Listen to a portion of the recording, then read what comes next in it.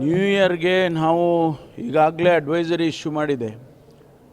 Technical advisory ಸಮಿತಿ ಒಂದು cabinet sub ಕಮಿಟಿಯನ್ನು ಕೂಡ ದಿನೇಶ್ ಗುಂಡೂರಾವ್ ಅಧ್ಯಕ್ಷತೆಯಲ್ಲಿ ಮಾಡಿದ್ದೇವೆ. ಮುಖ್ಯಮಂತ್ರಿಗಳು ಅದನ್ನು ಆ ಸಮಿತಿಯನ್ನು ಮಾಡಿದ್ದಾರೆ. ಅದರಲ್ಲಿ ಮೆಡಿಕಲ್ ಎಜುಕೇಷನ್ ಸಚಿವರು, ಹೈಯರ್ ಎಜುಕೇಷನ್ ಸಚಿವರು ಮತ್ತು ಇನ್ನು ಡಾಕ್ಟರ್ ಮಹದೇವಪ್ಪನವರು ಸೋಷಿಯಲ್ ವೆಲ್ಫೇರ್ ಸಚಿವರು ಅವರೆಲ್ಲರೂ ಇದ್ದಾರೆ.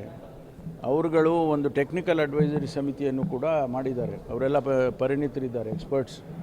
ಅವರು ಏನು ಅಡ್ವೈಸ್ ಮಾಡ್ತಾರೆ ಅದರ ಮೇಲೆ ನಾವು ಆಗಾಗ್ಗೆ ಅಡ್ವೈಸರೀಸನ್ನು ಜಿಲ್ಲೆಗಳಿಗೆ ನಾವು ಇಶ್ಯೂ ಮಾಡ್ತೀವಿ. ಈಗ ಸದ್ಯದ ಪರಿಸ್ಥಿತಿಯಲ್ಲಿ ಆತಂಕ ಪಡುವಂಥದ್ದೇನಿಲ್ಲ. ಈಗ ಬಂದಿರತಕ್ಕಂಥ ಸ್ಟ್ರೈನ್ ಏನಿದೆ ಒಮಿಕ್ರಾನ್ನಿಂದ ಬಂದಿರುವಂಥದ್ದು, ಅದರಲ್ಲಿ TN.1 ಅಂತೇಳಿ ಅದು ಅಷ್ಟೊಂದು ವೆರಾಸಿಟಿ ಇಲ್ಲ, ಅಷ್ಟೊಂದು ಡೇಂಜರ್ ಇಲ್ಲ ಅಂತೇಳಿ ಹೇಳ್ತಾ ಇದ್ದಾರೆ. ಜೀನೋಮ್ ಸೀಕ್ವೆನ್ಸಿಂಗಿಗೆ ಕಳಿಸಿದ್ದಾರೆ. ಅದಾದಮೇಲೆ ನಮಗೆ ಅದರ ಬಂಡವಾಳ ಗೊತ್ತಾಗುತ್ತೆ.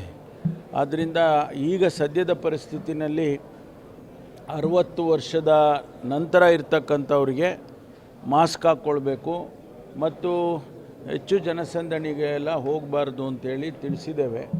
ಆದಷ್ಟು ಎಚ್ಚರಿಕೆಯಿಂದ ಇರಬೇಕು ಅಂತೇಳಿ, ಮಾಸ್ಕ್ ಹಾಕ್ಕೊಂಡಿದ್ರೆ ಭಾಳ ಒಳ್ಳೆಯದು ಅಂತೇಳಿ ಅವರು ಅಡ್ವೈಸ್ ಮಾಡಿದ್ದಾರೆ. ಅದರ ಜೊತೆಗೆ ನಾವು ಇಲಾಖೆಯಲ್ಲಿ ಪ್ರತಿಯೊಂದು ಹೆಲ್ತ್ ಡಿಪಾರ್ಟ್ಮೆಂಟ್ನಲ್ಲಿ ಅವರಿಗೆ ಸೆನ್ಸಿಟೈಸ್ ಮಾಡಿದ್ದೇವೆ.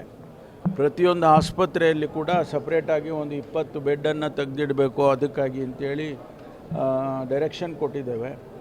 ಜೊತೆಗೆ ಬೇಕಾದಂಥ ಟೆಸ್ಟ್ಗಳು ಏನು ನಾವು ಹಿಂದೆ ಮಾಡ್ತಾಯಿದ್ದು ಕೋವಿಡ್ ಬಂದಾಗ ಅದೇ ರೀತಿ ಟೆಸ್ಟ್ಗಳು ಮಾಡೋದಕ್ಕೆ RT-PCR ಇರ್ಬೋದು ಅಥವಾ ಬೇರೆ ಬೇರೆ ಟೆಸ್ಟ್ಗಳಿರ್ಬೋದು, ಅದೆಲ್ಲದಕ್ಕೂ ನೀವು ರೆಡಿಯಾಗಿರಬೇಕು ಅಂಥೇಳಿ ಕ್ಯಾಲಿಬ್ರೇಷನ್ಸ್ ಮಾಡ್ಕೊಳ್ಳಿ, ಸ್ಟ್ಯಾಂಡರ್ಡೈಸ್ ಮಾಡ್ಕೊಂಡು ಇಟ್ಕೊಳ್ಳಿ ಅಂತೇಳಿ ತಿಳಿಸಿದ್ದೇವೆ. ಜೊತೆಗೆ ಬೇರೆ ಇನ್ನೇನಾದರೂ ಕೂಡ ಅವಶ್ಯಕತೆ ಇದ್ದರೆ ಅದನ್ನು ಸರ್ಕಾರ ತತ್ಕ್ಷಣ ಕೊಡ್ತಕ್ಕಂಥ ಕೆಲಸವನ್ನು ಮಾಡ್ತೇವೆ. ಆ್ಯಂಬ್ಯುಲೆನ್ಸ್ಗಳು ಬೇರೆ ಏನೆಲ್ಲ ನಾವು ಹಿಂದೆ ಅನುಭವಿಸಿದ್ದೋ ಅದಕ್ಕೆ ಉತ್ತಮವಾಗಿ ಮಾಡಿದ್ದಾರೆ. ಇದಿಷ್ಟು ಸದ್ಯದ ಅಡ್ವೈಸರಿ ಬಂದಿರತಕ್ಕಂಥದ್ದು.